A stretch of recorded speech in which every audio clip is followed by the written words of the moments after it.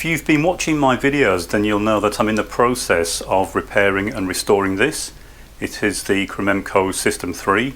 In the videos in this series so far, I've gone through the power supply and the backplane and the front panel, got all this working, made sure it's all connected properly and there are no issues. And so the next step is to get onto the actual electronics and start testing the boards that fit into the electronics rack. I'll go into these in more detail as we get to them, but as ever what I like to do is demonstrate different ways of testing machines, logic analyzers, test probes, that sort of thing. And so I thought what I'd do with this particular machine as a next step is to use a board that you may have seen. It's a Jade bus probe. I supply these as bare boards. And if you do a lot of work on S100 systems, they are very useful. So if you haven't seen one, this is a built-up bus probe. It looks very complex, but it's actually very straightforward. It's nothing more really than an LED on each of the S100 bus lines. And there's a buffer on each of those lines. The only real active circuitry in here is for the clock lines, where it relies on the clock being active before the clock LEDs come on. And other than that, it's just really showing the current state of each of the lines. But I use these quite a lot. I've got a number of them, and I was repairing a piece of equipment for a friend a few days ago, and he pointed out that these heat sinks are way too small and that it'll cause these regulators to overheat. So I thought what I'd do in this video is have a bit of a kind of detour and explain why these heat sinks are fine and why they don't cause a problem if you build a board like this. And it may be interesting. If it's not something you're interested in, then just skip this video.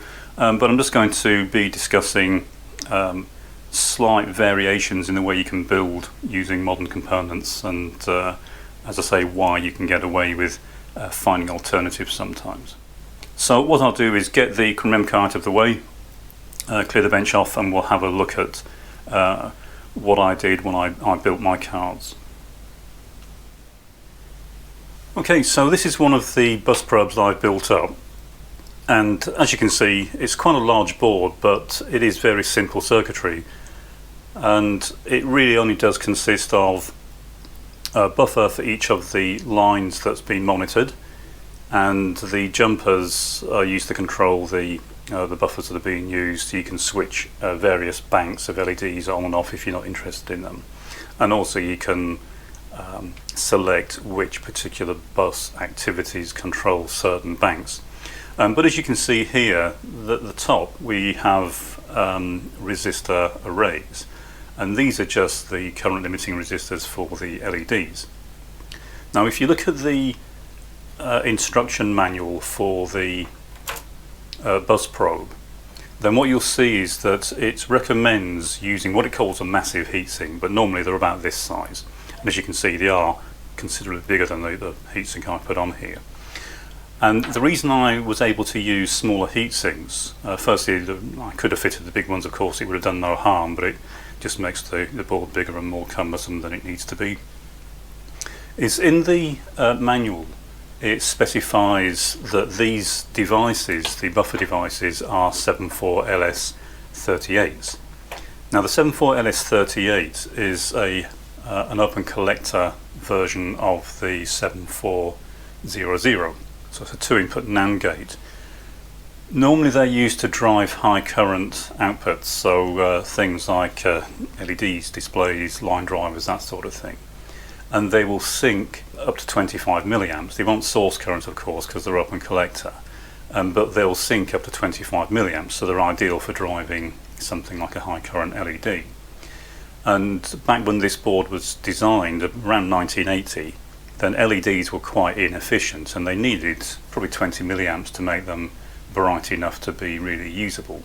But with modern LEDs, so if we look at two LEDs here, I've got the one on the left was manufactured in 1980, and the one on the right Not quite sure exactly when it was manufactured, but sometime in the last sort of probably 2 or 3 years, so it's a more modern version. You can see they look very similar, but we'll compare the performance of these in a few minutes.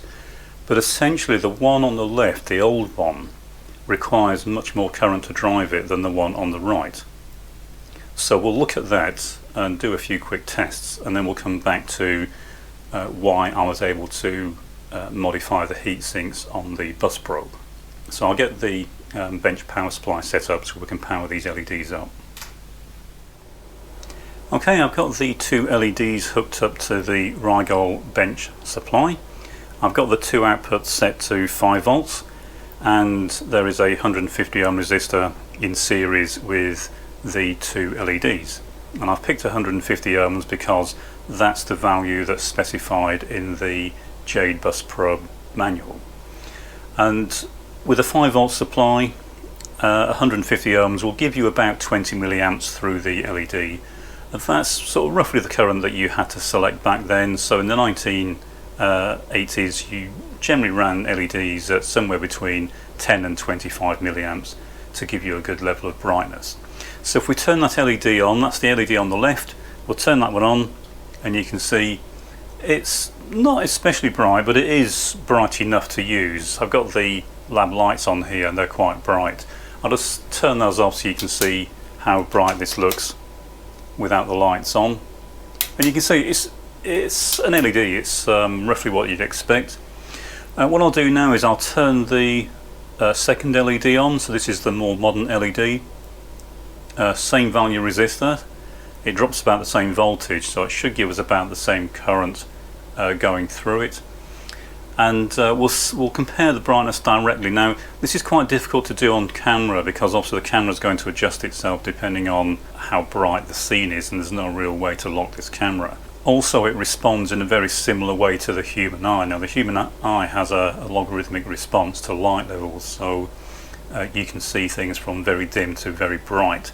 So it is quite difficult sometimes comparing 2 objects for absolute brightness. But even so, I don't think that will be an issue here. You'll see why when I turn this on. And I'm hoping that even on the camera you can see that the more modern LED is significantly brighter. Again, I'll turn the lights off and you can see that the LED on the right is very much brighter than the one on the left. Okay, so it's not a high brightness LED, it's a standard LED, typical of what you would buy these days, and is probably as equivalent as you can get to the original LED as you can.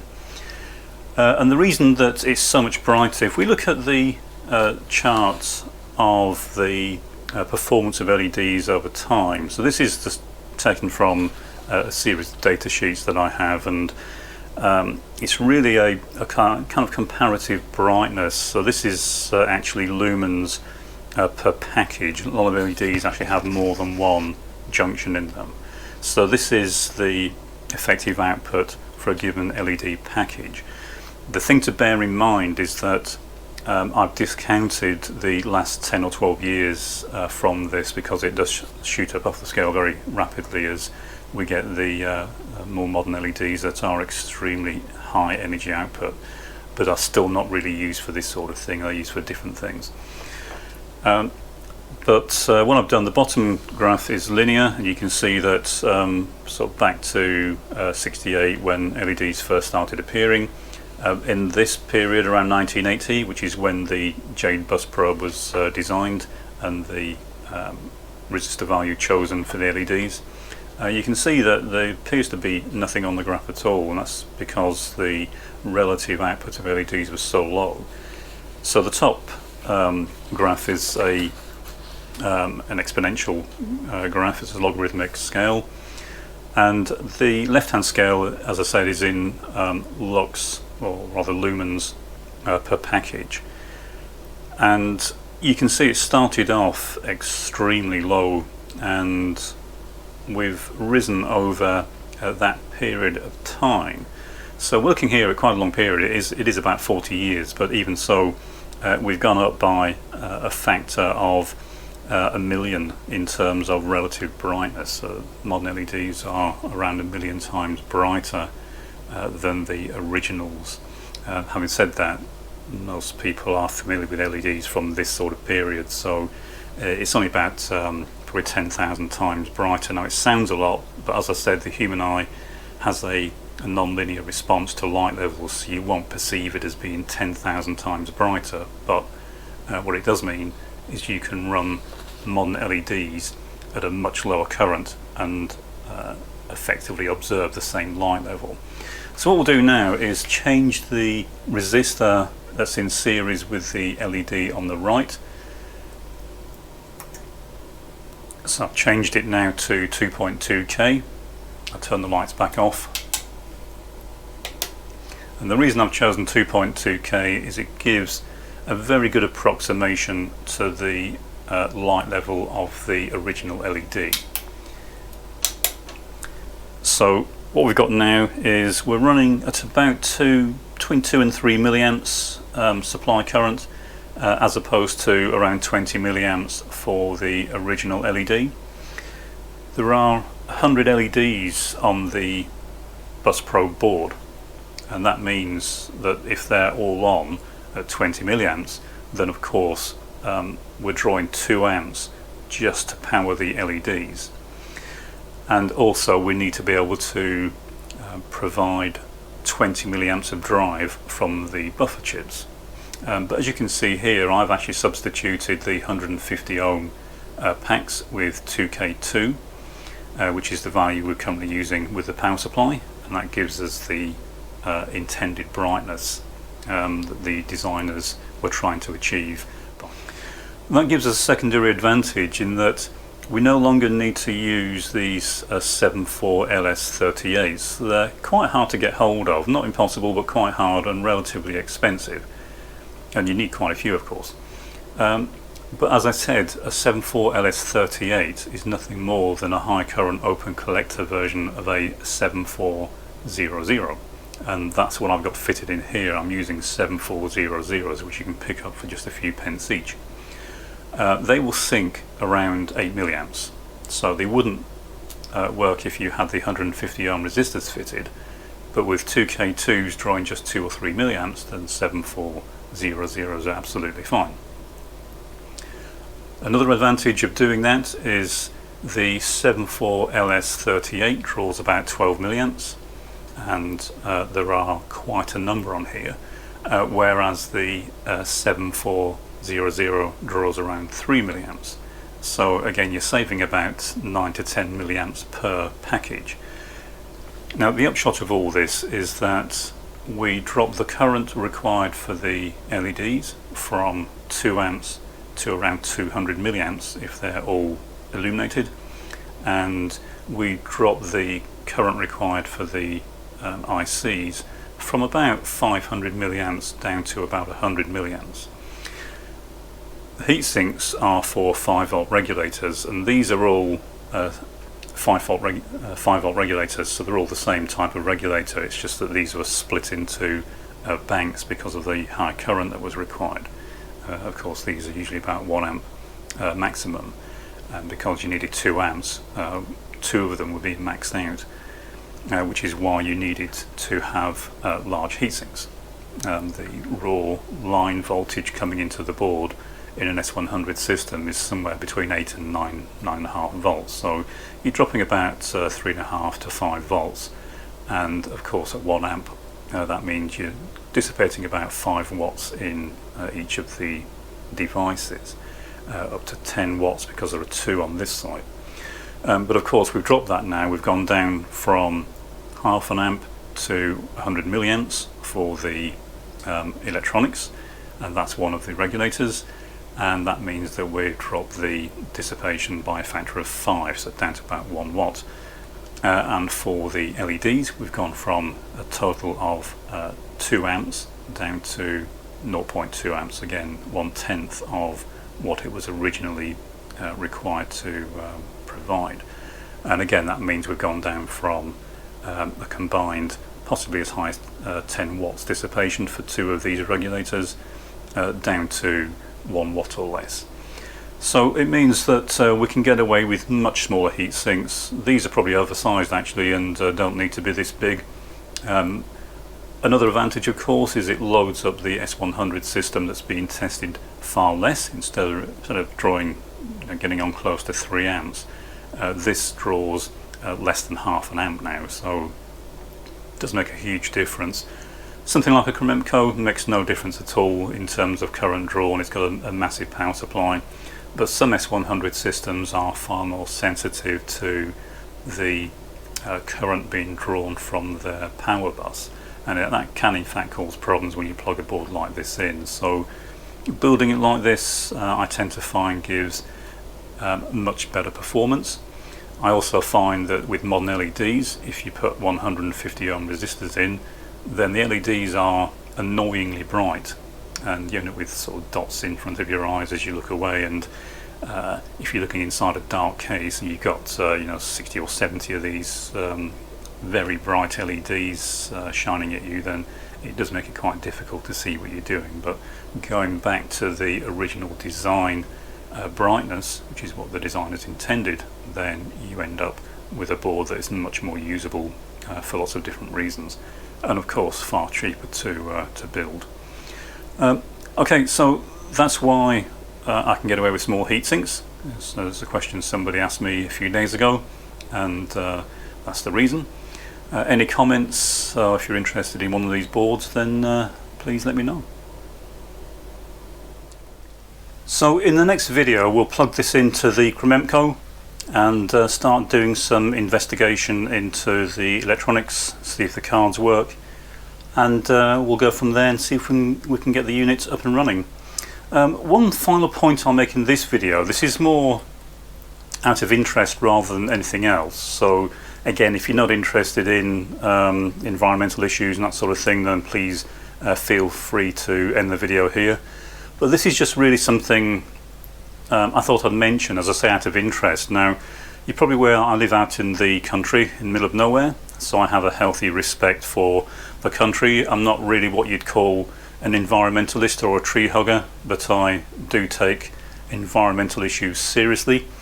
And one of the things that I find endlessly frustrating is the misinformation that goes around with regard to the environment and issues such as energy and wind turbines, this sort of thing.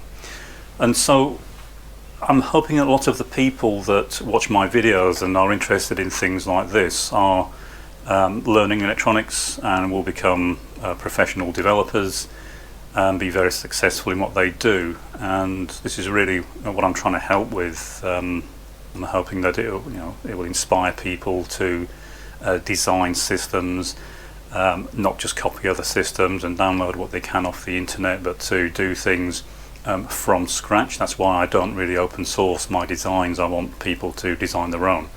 I just want to inspire people to do it and give them the tools and information to make it a bit easier. So one of the things that, as I say, I find very amusing is you get big corporations that bang on about the environment and how they play a big part in trying to save it. And yet, I'll give you an example. Up until recently I used Internet Explorer for my main browsers. I've got quite a few computers, of course, and it's kind of stopping working as it's not really being supported properly by Microsoft. And so I've been switching all the PCs on my network over to Google Chrome. Now if you've done that, you may well find that for reasons that you can't immediately explain, your system suddenly starts running very slow at certain times of the day.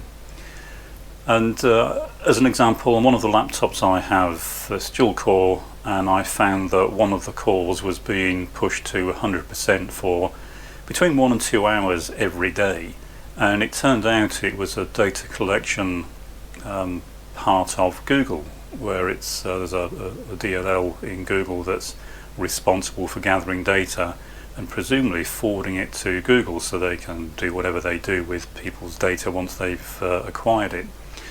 And there's no way within Google or Chrome to turn that off. Now that in itself may or may not be a problem. It depends on your point of view, but from the environmental point of view, if you're a developing designer, then really if you are interested in the environment, it's something you need to take seriously. The core, it was pushing up to 100% in the laptop I was using, uses about 40 watts of power. So it might not sound a great deal, but I looked at these stats for Google Chrome, and currently they claim in excess of 1 billion users. Now if it's doing that on everyone's system, and they all have fairly low power laptops like mine, then that's 40 billion watts, 40 gigawatts. And to put that into perspective, it's about 4,000 of the huge wind turbines. So 4,000 huge wind turbines just to feature, or just to power a feature of Google Chrome, I think is absolutely disgraceful from a design point of view. I think it's unacceptable. And you could say, well, yes, it's only 1 or 2 hours a day. Well, yes, but I'm not including the downstream power. Some systems are larger. We've got more than one laptop. You know, it balances out, and whichever way you look at it, that feature alone, it's a design feature that the software designer made, or choice that the software designer made, that is having a massive impact on the environment for whatever reason, whether it's their marketing or whatever else. So from a design point of view, it's something I think that needs to be taken into account in the future. If you're manufacturing or designing something that will be sold in large quantities, then I think that small differences in power use can have a big knock-on effect, and it's well worth considering the impact of that on your global market, and what impact that in turn will have on environmental issues. Okay, so that's rant over. If it's something you're not interested in, then as I say, please feel free to ignore it, but if you are going to be a designer, then it's definitely something worth thinking about.